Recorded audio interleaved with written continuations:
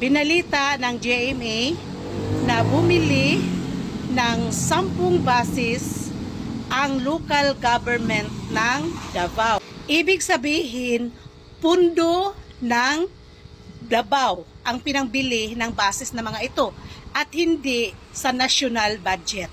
Kaya kung nakikita ninyo, walang logo. Dahil nga ito ay purchase o binili ng local government. At hindi po project ni BBM. Ang tinutukoy ni Dayson ay yung terminal ng Davao na maayos ang bus terminal. Ang tinutukoy ni DPWH Secretary na Dayson ay itong nasa ibaba, yung bus na yon ang kanyang tinutukoy. Alam niyo ba kung anong maganda dito? Hindi kinurakot ng mga Duterte ang pundo ng bayan.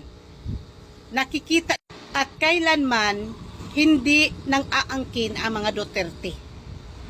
Ginawa lang nila ang kanilang trabaho para maging masaya ang mga Pilipino. Yung nasa ibaba, yun ang project ni Marcos. Merong logo yan, national project yan.